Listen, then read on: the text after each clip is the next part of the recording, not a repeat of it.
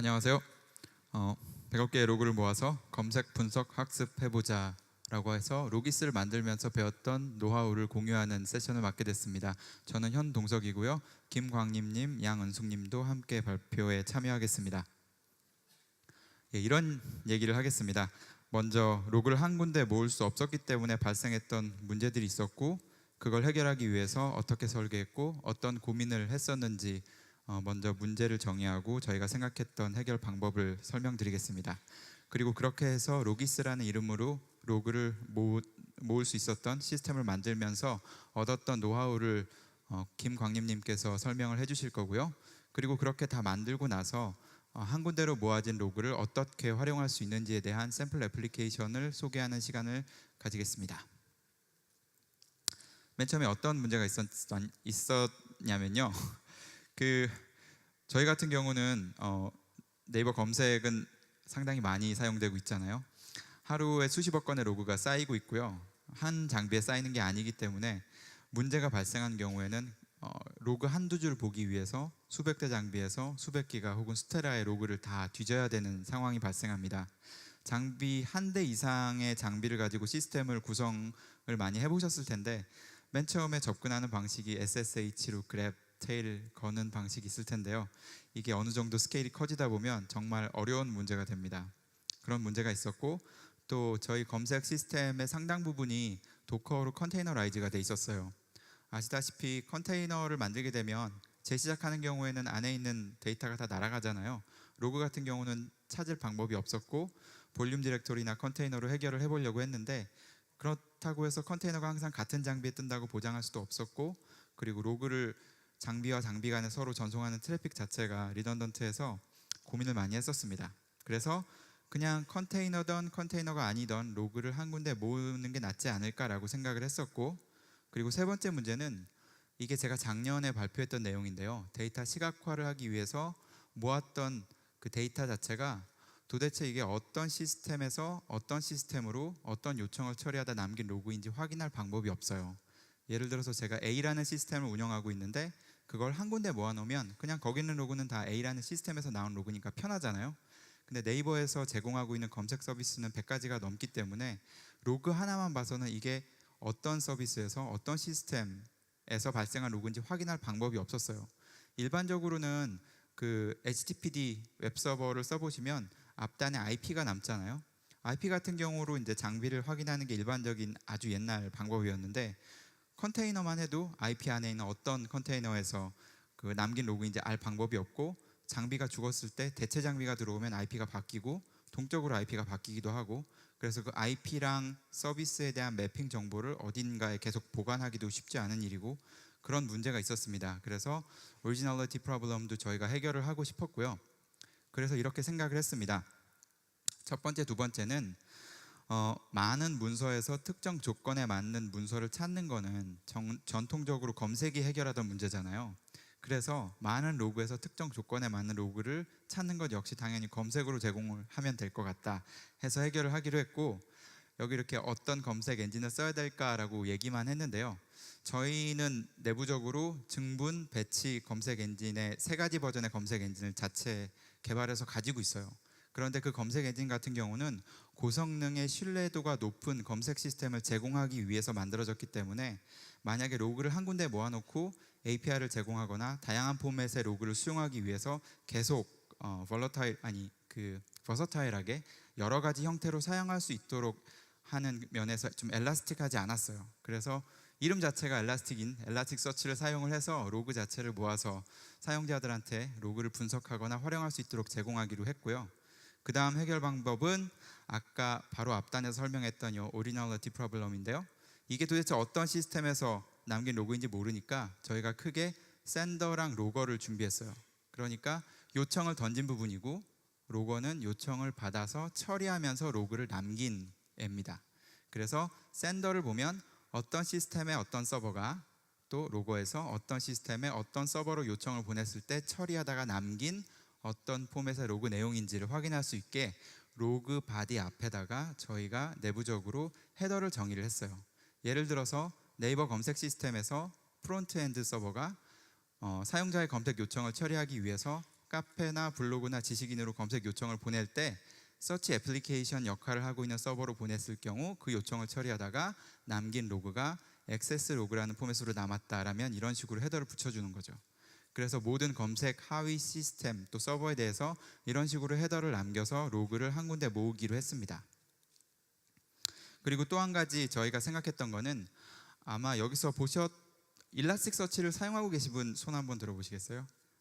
네, 상당히 꽤 많이 계시는 것 같은데요. 엘라스틱서치 쓰시면 아마 엘라스틱온이라는 컨퍼런스도 있고요. 거기 보시면 넷플릭스에서 배재현 님이 관련해서 설명을 하신 부분이 있는데 그런 경우가 되게 많았어요. 사실 로그를 모아서 검색을 제공을 했는데 이거를 검색할 용도로 쓰는 게 아니라 모든 데이터를 다 크롤 하려고 쓰는 경우가 있었어요. 그 검색 같은 경우는 특정 조건에 맞는 로그 몇 개를 찾는데 되게 최적화되어 있는데 애초에 모든 데이터를 다 긁어서 프로세싱 하려면 이거는 약간 원래 엘라스틱서치나 검색 엔진이 가지고 있었던 용도에 맞지 않는 어프로치거든요. 그래서 데이터 사이언티스트들이 그때 엘라스틱서치를 운용했던 넷플릭스의 배재현 님이 만든 시스템을 많이 망가뜨렸다고 하시더라고요. 장애 처리하냐고 많이 애를 먹었다고 하시는데 저희는 거기에서 착안을 해서 애초에 이렇게 굵은 선을 그어놨어요. 그래서 만약에 검색을 하고 싶다 혹은 약간의 데이터로 가능성이 있는지 프로토타이핑을 하고 싶다 그런 경우에는 엘라스틱서치를 사용을 하고 그게 아니고 내가 벌크로 특정 기간에 특정 그 로그를 모두 다 긁어서 빅데이터 프로세싱을 하고 싶다 그런 경우를 대비해서 오늘 오전 세션에 있었는데요. 큐브라는 이름의 분산 저장 시스템 HBase 공간을 사용을 해서 여기에 로그를 저장을 동시에 해놔요. 그래서 사용자 요청이 들어오면 실시간으로 엘라스틱서치에서 색인도 하고 그 다음 동시에 실시간으로 에러를 애그리게이션해서 HBase에 쌓아놓고 용도에 맞게 가져다 쓰도록 했습니다. 애초에 그렇게 설계를 해서 문제를 풀기로 했고요. 제일 처음에 저희가 개념적으로만 어떻게 만들지 고민을 했을 때는 이런 식으로 시작을 했습니다. 버퍼를 받아서 엘라스틱서치와 분산 저장소에 넣어보자 그렇게 했고요. 그 다음에 실제로 만들 때는 이 앞쪽에 보시면 로그 스태시가 있고 뒤쪽에도 있는데 앞쪽에는 다양한 프로토콜이랑 트래픽을 핸들링하기 위해서 이렇게 분산으로 로그 스태시를 여러 개를 놨고 뒤쪽에는 파싱을 하기 위해서 다시 또 로그 스태시를 놨습니다. 프론트엔드랑 백엔드를 구별하기 위해서 벨이라는 이름을 붙였고요. 장애 상황이 날 경우를 대비해서 버퍼링 역할을 하는 카프카를 뒀고 그 뒤에는 엘라스틱서치 클러스터를 뒀어요. 그리고 앞단의 운영을 좀 편하게 하기 위해서 도커 수험으로 했었고 전체 시스템을 설치하거나 재시작하거나 각각 시나리오에 맞게 동작시키는 스크립트를 엔지브를 사용을 해서 구현을 했었습니다. 그리고 나서 아까 말씀드렸던 HBase 분산 저장 시스템인 큐브에 로그를 애그리게이션해서 쏘는 저희의 커스텀 자바 멀티스레드 서버를 하나 구현을 했고요. 카프카에서 큐브로 보내기 때문에 이름을 카프큐브라고 지었습니다. 그렇게 했고 지금 같은 경우는 거기에 여러 가지 플러그인, 모니터링 시스템 등등등이 붙어 있는 상태고요. 여기 보면 비츠도 살짝 사용하고 있고요. 그 보시면 앞에 있었던 도커 수험이 사라졌잖아요. 저희가 한참 고민을 좀 했는데 사실 엘라스틱서치 같은 경우, 카프카 같은 경우 이미 분산 처리를 하고 리플리케이션으로 한 벌 이상 데이터를 저장을 해놓고 있기 때문에 그거에 대해서 우리가 도커 수험을 통해서 이렇게 운영 자동을 할 수 있을까라는 고민이 있었고 그리고 대용량의 데이터를 물고 뜨는 서버의 경우에는 도커로 운영하기가 쉽지 않겠다라는 판단이 있었습니다. 그거에 대해서는 저희가 더 이렇게 딥다이브해서 막 퍼포먼스를 체크를 하거나 리서치를 하진 않았는데요. 혹시 노하우가 있으면 저희에게 공유해 주시면 감사하겠습니다. 일단은 그래서 저희가 이걸 뺐어요. 뺀 이유에 대해서는 김광림 님이 좀 더 구체적으로 설명을 해 주시겠습니다. 팩트를 보면 지금 저희는 이 정도로 사용을 하고 있습니다. 세기는 이 정도 되고요. 실제 하루에 16억 건 정도 아니지 166억 개의 로그가 지금 엘라스틱서치에 들어가 있고 하루에 50억 건 정도 들어오고 4,500억 건의 로그가 HBase에 저장이 되어 있습니다. 계속 늘어나고 있어요. 실제로 지금 열어보면 더 많이 쌓여 있을 텐데 계속 늘려가고 있고요. 이렇게 10배 이상 더 해보고 가능한지 거기서 얻은 노하우는 또 뭔지 알려드리겠습니다. 앞에서 설명드렸던 로그 헤더 때문에 이제는 어떤 시스템에 어떤 서버에서 처리하다가 발생한 로그인지 다 파악할 수가 있고 같은 서비스의 같은 서버에서 온 로그는 다 같은 색인으로 쌓여요. 예를 들어서 제가 SMD라는 서비스의 ACK라는 시스템의 로그만 지우고 싶다 그러면 이 색인만 지우면 되고요. 그래서 결국 적용하기는 쉽지 않았지만 헤더를 구현을 해놓으니까 이런 장점이 있더라고요. 그리고 저희가 HBase에 로그를 다 쌓아놓은 다음에 실제로 이걸 가져가는 역할까지 고민을 했는데, 데이터를 쌓아놓고 가져가기 편하게 하는 것이 저희가 나중에 운영 부담을 줄일 수도 있어서 미리 멜미지스 템플릿을 만들어놨어요. 그래서 내가 이런 서비스에 이런 역할을 하는 시스템으로부터 나온 로그를 이 시간부터 이 시간까지 얻고 싶어. 그래서 그 데이터를 이 HDFS 디렉토리에 넣어줬으면 좋겠다라고 한 줄로 바로 그 로그를 다 가져다 쓸 수 있게 저희가 제공을 하고 있습니다. 그래서 만약에 비슷하게 로그를 한 군데 모으고 있는 분이 있다면 이런 식의 어프로치로 로그를 활용할 수 있도록 제공을 하시는 것도 도움이 될 것 같습니다. 뿐만 아니라 간단하게 머신러닝 같은 프로토타입을 만들기 위해서 여기 보면 로기스라고 있죠. 이렇게 라이브러리 임포트하는 방식으로도 사용할 수 있게 저희가 제공을 하는데, 이거는 뒷부분 애플리케이션 파트에서 양원숙 님이 좀 더 설명을 해주실 겁니다. 그리고 저희가 보안 쪽도 고민을 좀 했습니다. 아무래도 실제 사용자 데이터가 들어가니까요. 서치가드라는 플러그인이 있었는데 사용을 하려면 이런 여러 가지 이슈들이 되게 많아요. 그래서 저희가 적용을 하려다가 트래픽 자체가 많이 커졌는데 그 각각의 컴포넌트 간의 로그를 전송을 할 때 다 SSL을 사용을 하고 오버헤드가 있고 해서 고민을 많이 하고 시험적으로 적용도 해봤다가 결국은 다 뺐어요. 빼는 대신에 그래도 보안성을 유지를 해야 되니까 아예 데이터 자체를 넣을 때 개인정보를 미리 다 삭제를 했어요. 그리고 색인되어 있는 데이터를 보기 위해서는 그 오스 사내 인증을 통해서 허가된 직업만 그 로그 데이터를 볼 수 있게 했고요. 그 다음에 분산 저장소인 그 큐브에 저장된 벌크 원본 로그 같은 경우는 그 티켓 권한 관리 기능을 사용했습니다. 오전 세션을 들으셨으면 아셨을 텐데요. 특정 티켓 발행을 통해서 지정된 사용자만 로그를 쓸 수 있고 읽을 수 있게 해놨습니다. 그런 식으로 저희가 보안을 좀 신경을 썼습니다. 그렇게 해서 저희가 한번 시스템을 만들었고요. 다음으로는 두 번째 파트인데 김광림님께서 이 시스템을 만들면서 얻었던 노하우에 대해서 좀 더 구체적으로 설명해 주시겠습니다.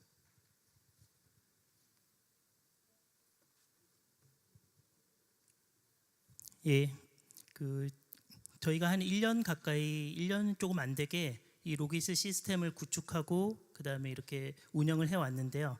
그 과정에서 가장 좀 인상적이고 그리고 저희가 가장 시행착오를 많이 했던 것 중에서 공유할 만한 것을 한 서너 가지 정도로 요약해서 보여드리겠습니다. 예, 첫 번째는 이제 도커가 만능은 아니어서 이제 도커에 탈출한 거에 대해서 설명드릴 건데, 이제 뒤에 보시면 아시겠지만 절대 도커를 디스하는 건 아니고요. 저희도 진짜 쓰고 싶었는데 저희 같은 경우에서는 이제 도커보다는 다른 걸 더 쓰는 게 낫겠다라고 판단해서 도커를 탈출하는 게 나아서 그런 결정을 어떻게 내렸는지 지금 설명을 드리려고 합니다. 처음에는 이제 저희도 이미 네이버 서치뿐만 아니라 네이버 시스템 전체적으로 다 도커를 굉장히 많이 쓰고 있기 때문에 저희도 별 고민 없이 도커로 도입해서 쓰기 시작했는데요. 그런데 이제 실제로 이제 하루에 몇십억 건 가까이 데이터를 받는 것을 시작하니까 가장 큰 문제가 일어나는 거는 바로 그 이 롤링 업그레이드. 그러니까 데이터가 그 컨테이너 안에 들어있을 때, 색인 데이터가 컨테이너 안에 들어있을 때 데이터 유실이 없이 계속해서 이제 쉽게 업그레이드가 되는 그런 부분에서 제일 큰 문제가 있었어요.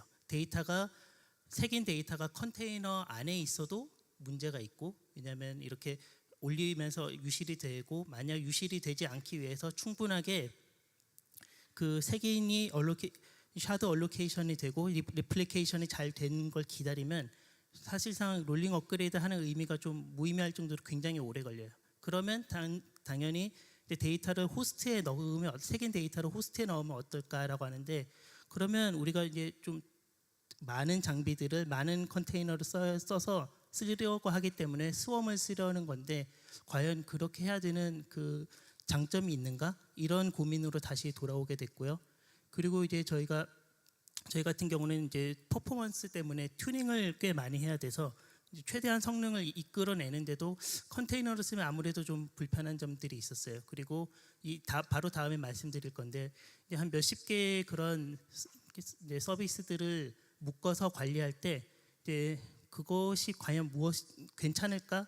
이런 수험 같은 걸 쓰지 않고도 충분히 할 수 있을까 하다가 이제 엔서블로도 할 수 있다는 걸 알게 됐고, 그리고 결정적으로는 일라스틱서치나 카프카는 꽤 이제 아시다시피 분산 처리가 원래 잘 되는 녀석들이잖아요. 그래서 그 두 단계로 나누기보다는 그냥 저희는 간단하게 도커에서 쓰지 않는 걸로 결정을 내렸는데 이게 다시 한번 말씀드리지만 절대 저도 도커를 아주 좋아하고 도커 팬인데 그것을 이제 지금은 대용량 데이터를 잘 관리하고 유실없게 그리고 빠르게 성능을 높이는 것에 좀 시간을 맞추다 보니 이렇게 된 거고요. 앞서 말씀드렸던 것처럼 만약 도커로도 충분히 더 이런 문제를 다 해결할 수 있고 그런 부분에 대해서는 저희도 계속 찾아보고 그런 노하우를 좀 쌓으려고 하고 있습니다. 지금 이 슬라이드는 이제 ELK, 일라스티서치, 로그스탯이, 키바나, 뭐 카프카 저희가 지금 주로 쓰고 있는 것 중에서 큰 오픈 소스에 대한 그 튜닝한 내역인데 이거는 지금 너무 많아서 설명을 드릴 수는 없고 나중에 한번 관심 있으시면 한번 확인해 보셔도 괜찮을 것 같습니다. 여기서 이런 키워드들은 한 번씩 이런 튜닝 작업을 해보신 분들이라면 익숙하실 거예요. 한 가지 여기서 조금 다른 거는 저희 같은 경우는 카프카를 쓰는데 갑자기 이유 없이 서버가 커널 패닉이 나서 크래시가 되는 경우들이 있었거든요. 이 경우는 특히 그 CentOS 저희는 CentOS 7을 쓰고 있긴 한데 이 경우에서는 한번 커널을 여러분이 짠 어플리케이션을 의심하기보다는 커널을 한번 의심해 보시는 게 좀 정신 건강에 좋을 수 있어요. 그래서 저희 같은 경우는 커널 패치를 해서 특히 자바 애플리케이션으로 고용량의 이제 디스크 IO가 있고 그 다음에 XFS 파일 시스템을 쓰고 있을 때는 한번 문제가 생길 때 커널을 올리시는 것도 큰 도움이 됩니다.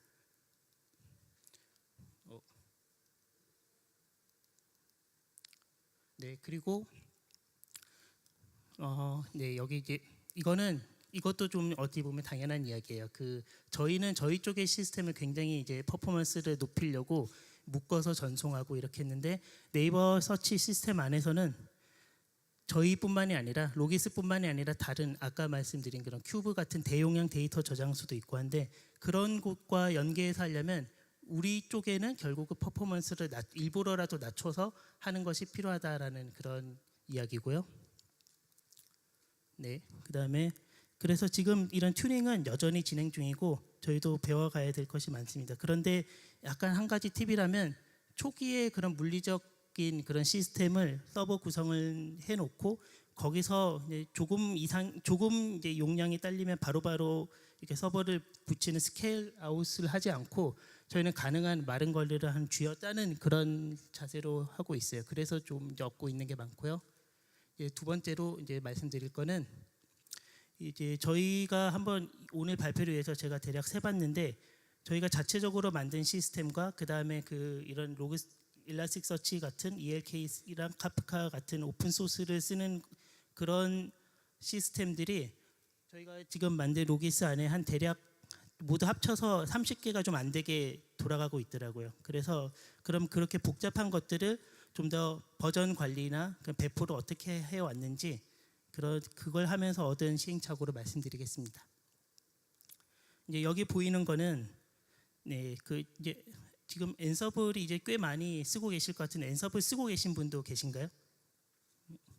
예, 엔서블 같은 경우는 요즘은 엔서블보다는 제가 지금 시점에 만약 선택을 하라면 좀 더 핫한 테라폼 같은 걸 한번 생각해 볼 수 있을 것 같은데 저희가 선택할 때는 엔서블이 꽤 괜찮은 선택이라 생각했고 지금도 또 그렇다고 볼 수 있습니다.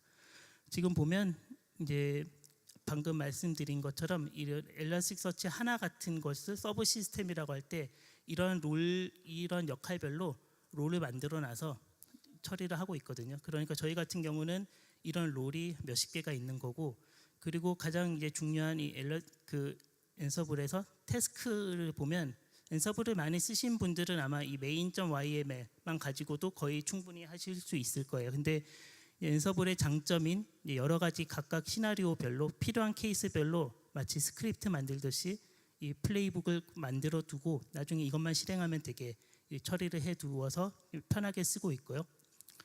그 다음에 인벤토리 같은 경우도 인벤토리 기능이 강력하니까 저희 같은 경우는 기본적으로 개발 버전, 스테이징, 프로덕션 이렇게 순서대로 나가는데 그 외에도 개인 개발 버전도 있어요. 작은 서버 몇 대를 구성해 가지고 하는데 이런 것도 굉장히 손쉽게 엔서블 플레이북 실행해서 그냥 쉽게 한 벌을 설치해서 테스트를 해볼 수 있고 그다음 변수 처리라 각각의 필요에 맞게 할 수 있는데 한 가지 해보면서 좀 공유해드릴 만한 팁은 굉장히 이게 좀 복잡해질수록 그 변수 선언하는 부분에서 우선순위가 꼬여서 내가 분명히 변수 처리를 했는데 이 인벤토리에서 처리한 게 안 먹을 때가 있어요. 그럴 때는 이 우선순위가 지정되어 있으니까 그 앤서블 문서에서 한번 찾아보시면 이제 도움이 될 것 같습니다. 저희도 여기서 좀 삽질을 많이 했거든요.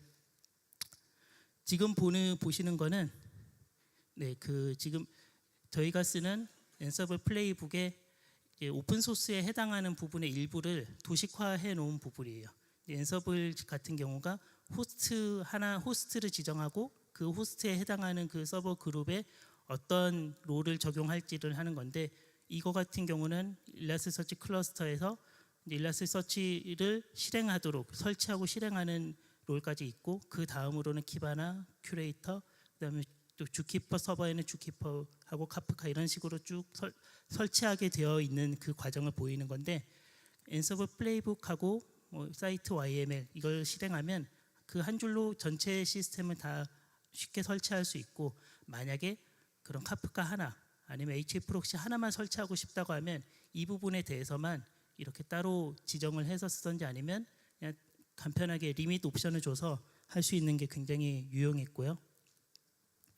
지금 이거 같은 경우는 저희 하고 있는 거의 스테이크의 일부를 한번 캡처해서 보여드린 겁니다. 저희도 처음에 이렇게 길지 않았는데 점점 하면서 이 부분 코드가 많아지더라고요. 그래서 시스템이 복잡할수록 아마도 이렇게 오픈 소스나 개인 개별적으로 개발하는 모듈이 복잡하게 섞여 있을수록 그리고 버전 관리를 다양하게 할수록 앤서블이 유용한 거는 이제 좀 아실 거고 그렇게 경험하신 분들 많으실 거고요. 특히 저희가 제일 좋은 것 중에 하나는 이 바로 다음에 이제 보여드릴 건데 이렇게 엘라스틱서치 롤링 업그레이드나 아니면 다시 재시작하거나 또는 카프카 파티션을 나누거나 할 때 매번 그 스크립트를 만들어서 쓸 수도 있지만 아니면 그 커맨드를 날려서가 아니라 앤서블 플레이북하고 카프카 파티션 이걸 YML 한 다음에 이제 몇 가지 변수만 쳐 넣으면 베리어블만 선언하면 바로 그냥 카프카 파티션을 늘리거나 줄이거나 충분히 할 수 있거든요. 그런 것들을 시나리오별로 만드니까 이제 신입이 와서 한다고 하더라도 이제 저희가 시나리오별로 이렇게 북을 만들어놔서 어떤 케이스 장애가 생기면 이것만 실행하면 된다라고 할 수 있어서 굉장히 그런 장점이 있었습니다. 이건 또 좀 사소한 거긴 한데 저희도 GitHub 엔터프라이즈를 쓰니까 보통 다른 팀에도 공개되는 그런 경우가 많은데 지금 로기스도 그렇고요. 근데 이제 파일 암호화가 필요한 부분이 있어요. 이제 내부적으로만 암호를 설정해서 쓰는 경우 그럴 때 이제 기본적으로 제공되는 앤서블 볼트를 써서 유용하게 쓰고 있습니다.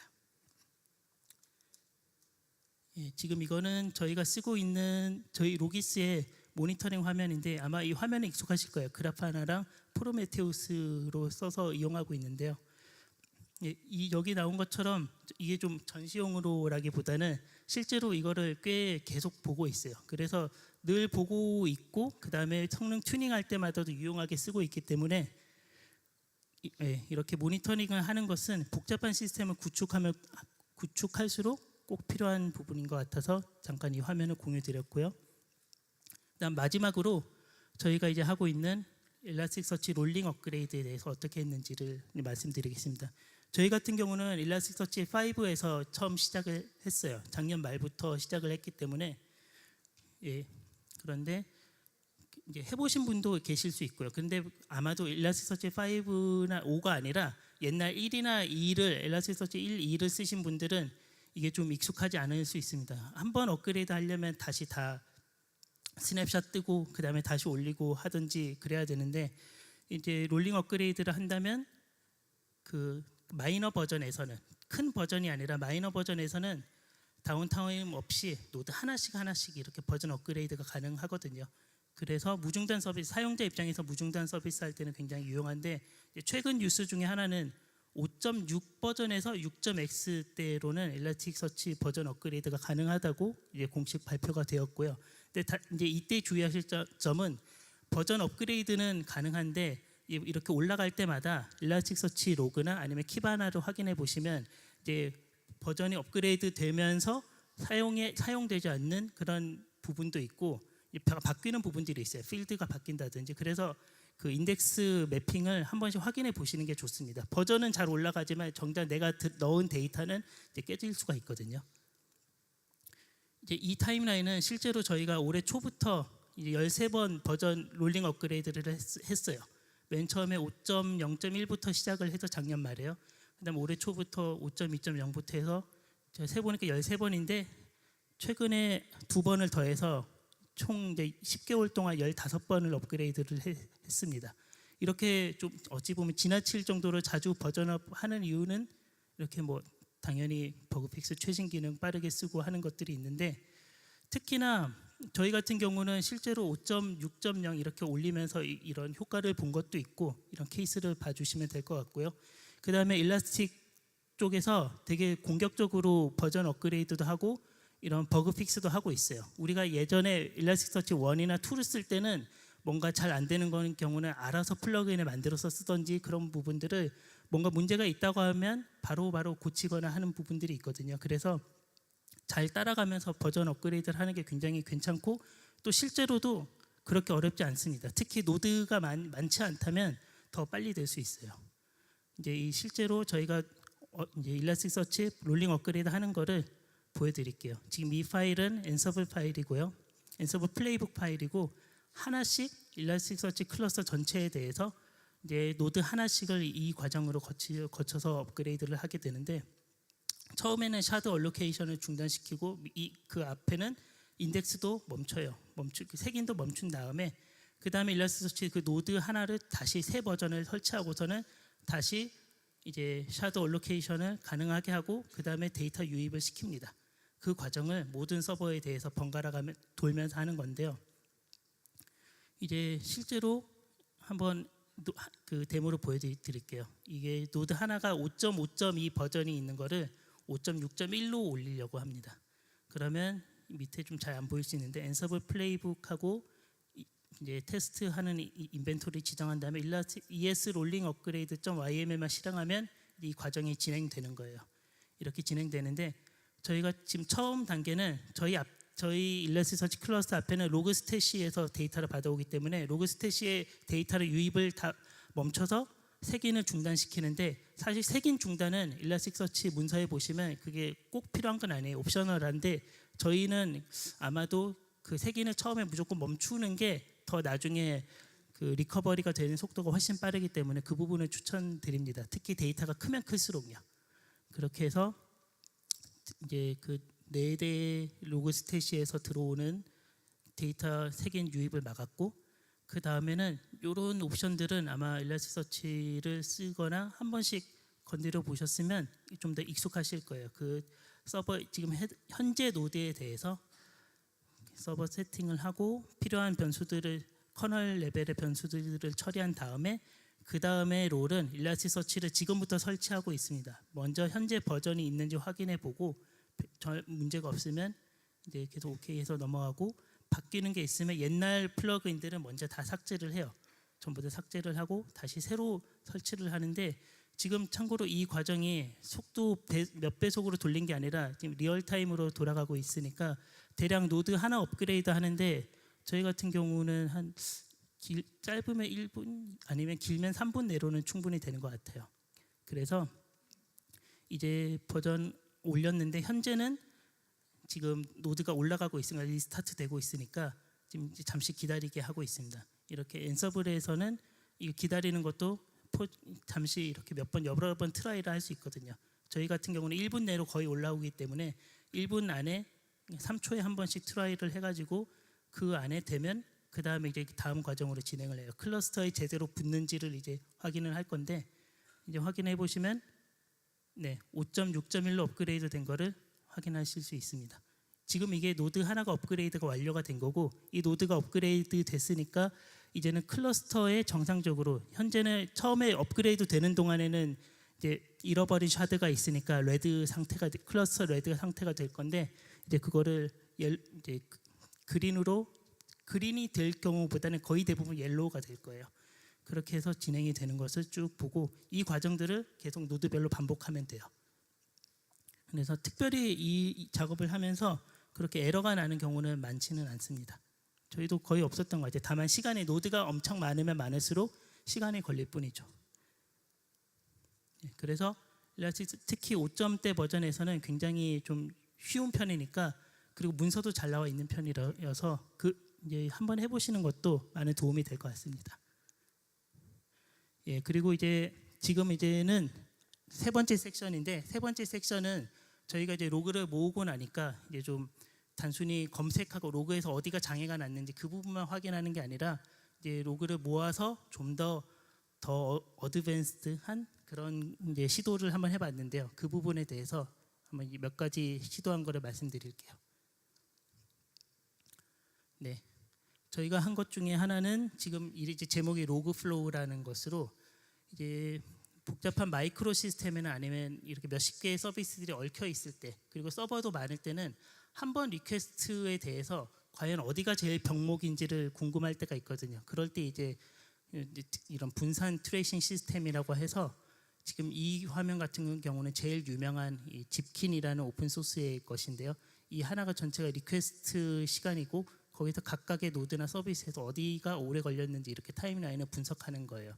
이런 게 있는데, 이거는 이미 구글에서 데퍼라는 논문으로도 자기들이 어떻게 하는지 보여준 게 있고, 페이스북도 이런 게 있고요. 그리고 오픈 소스로는 이런 집킨, 오픈 트레이싱 이렇게 얘기하는 것도 있는데, 저희도 이제 비슷하게 만들어 봤습니다. 근데 좀 다른 거는 이제 로기스에서 이미 로그를 모으고 있으니까, 이제 앞서 말씀드린 것들의 단점은 라이브러리 레벨로 이제 처리를 해서 실제로 언제 들어오고 언제 그 작업이 끝났는지를 인스트루먼트 코드를 추가해야 돼요. 근데 저희는 로그가 있으니까 로그에서 시간 정보만 제대로 남고, 어디가 페어런트고 어디가 차일드인지 앞뒤 관계, 전후 관계만 확실하면 알 수 있기 때문에, 이게 앞서 말씀드렸던 로기스의 포맷인데 어디서 보내고 어디서 기록하는지를 알고 있기 때문에, 이제 원래 로그에서 알고 싶다면 트레이스 아이디라는 것만 있으면 그것으로 꿰어서 쭉 어떤 관계가 있는지를 알 수가 있어요. 한 번에 그러니까 로그만 뒤져가지고 알 수 있기 때문에 이제 로기스 응용 애플리케이션을 만들어 본 건데요. 지금 보여드리는 거는 실제 저희 네이버 통합 검색의 일부 시스템을 데모로 보여드리는 겁니다. 네이버 통합 검색에서 일부 이런 트레이스 아이디라고 엮을 수 있는 게 있어요. 그래서 제일 앞단에서 요청이 들어온 거에서 하단 서버에서는 어느 정도 시간이 걸렸는지 알 수 있는데, 이 각각의 데이터, 여기 나오는 키밸류 데이터는 실제 로기스에 들어오는 그 로그 데이터를 키밸류로 해서 바로바로 확인할 수 있습니다. 그래서 지금은 한 이 정도인데, 실제 네이버 검색 같은 경우로 본다면 몇십 개가 이렇게 쭉 한 번에 나오게 되어 있습니다.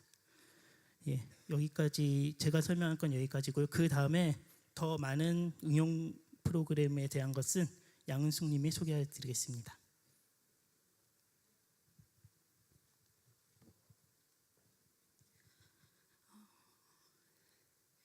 네, 앞서 말씀드린 로그 플로우 같은 경우에는 이제 로그의 트레이스 아이디, 샌더 로거 아이디를 이용을 했는데요. 이제 이후에 설명드릴 어플리케이션 같은 경우에는 로그의 검색 쿼리 자체를 이용해서 무엇을 만들어 볼 수 있을까라고 고민을 해서 만들어 본 어플리케이션들을 소개해 드리도록 하겠습니다. 여기 계신 분들 중에 주피터 노트북 써보신 분이 얼마나 계신가요? 네, 많이 계신데요.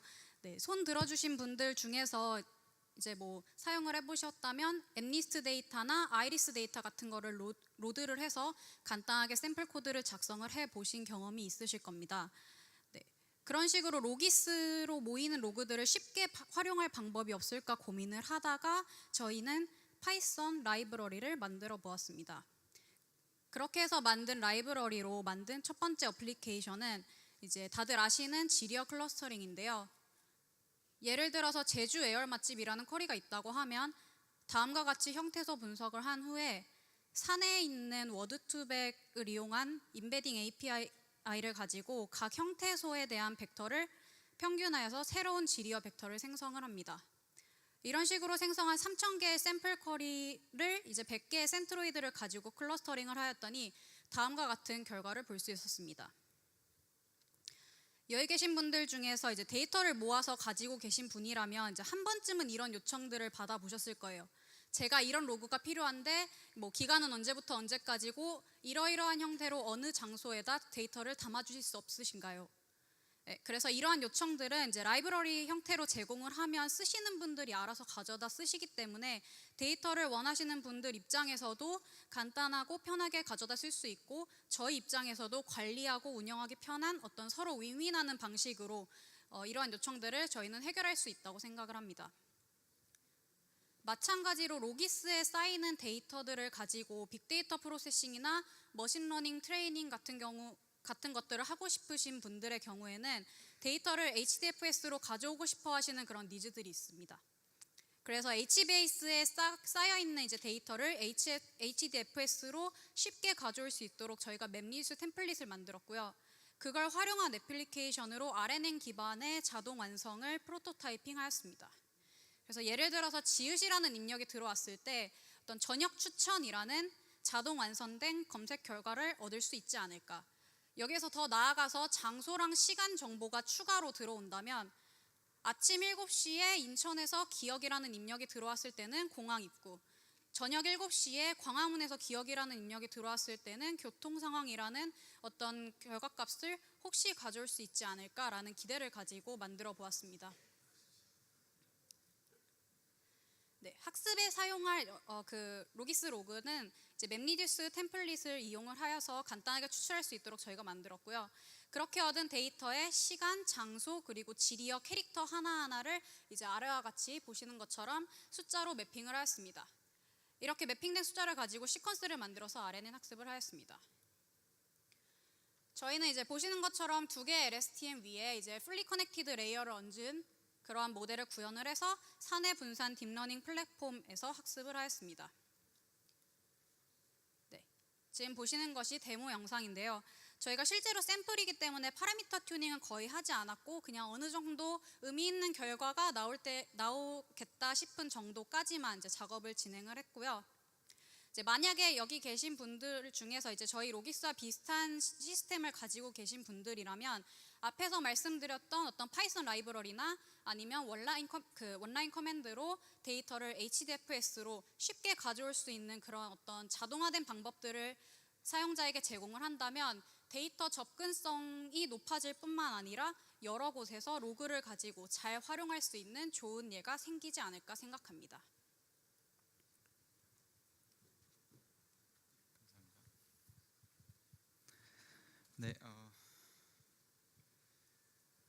네, 잘 들으셨죠?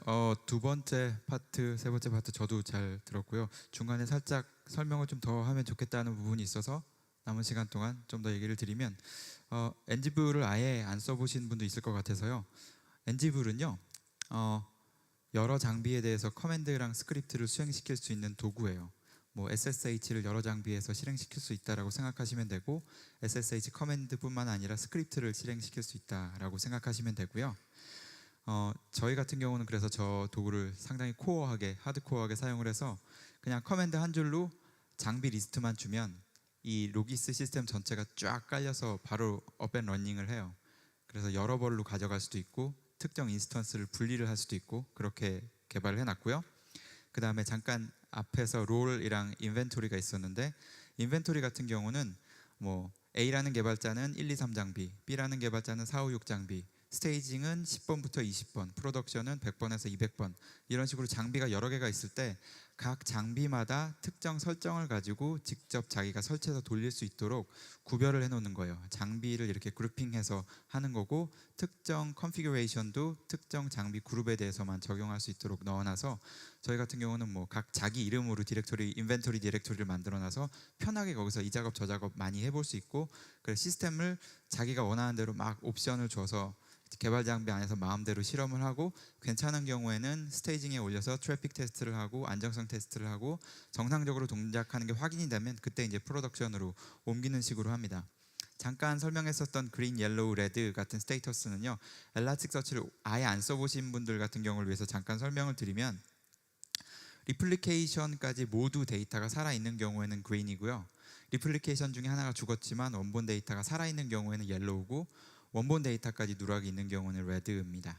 그리고 아까 잠깐 롤링 업그레이드 할 때 색인이 멈춘다고 했는데 색인이 실제로 엘라스틱서치에는 들어가지 않지만 그 윗단에 있는 카프카에는 계속 쌓이고 있는 상태예요. 그러니까 실제 롤링 업그레이드를 하면서 들어오는 네이버 사용자 검색의 그 로그는 계속 버퍼링이 되고 있다가 롤링 업그레이드가 끝나면 쌓여있던 버퍼링된 로그를 다시 쫙 밀어 넣어서 데이터 로스 없이 이제 그 업앤러닝 하면서 업그레이드를 하는 방식입니다. 그리고 잠깐 설명드렸던 여기 로그플로우 애플리케이션에서 그 사용자의 어떤 검색 요청이 하단까지 어떻게 전파되고 걸리는 시간이랑 그때 로그에 남았던 키밸류 리스트가 나왔는데 거기에 사용자 개인정보라던가 IP 같은 유의미한 어떤 그런 보안과 관련된 정보는 저희가 이미 다 지워놓은 상태이기 때문에 혹시나 이걸 보고 깜짝 놀라시는 분들이 없기를 바라고요. 그리고 애플리케이션에서 잠깐 설명을 해주셨는데 혹시는요 내 눈처럼 보고 추천을 한다는 의미에서 저희가 이름을 붙였습니다. 저희 같은 직원이신 정규님께서 도와주셨고 이름을 짓는데, 그리고 애플리케이션을 만든 이유는 사실 로그를 한 군데 다 모아놓는 것만으로도 일이 크지만 이걸 어떻게 사용할 수 있다라는 샘플 애플리케이션을 만들어서 보여주지 않으면 이걸 어떻게 활용해야 되지라는 거에 대해서 현업에서 각자 부서에서 일을 많이 하고 있는 상태에서는 그거에 대해서 가능성을 생각하기가 어려워요. 그래서 저희 같은 경우는 그걸 좀 생각할 수 있게 하고자 애플리케이션을 만들어 드린 거고, 또 저희도 직접 저희가 쌓아놓은 로그를 샘플 애플리케이션을 통해서 사용을 해보면서 어떤 부분이 가져다 쓰기 불편하지, 어떤 부분이 있으면 좋지 라는 식으로 라이브러리나 필요한 템플릿을 만드는데 실제로 덕푸딩을 직접 사용해 보면서 한 거고요.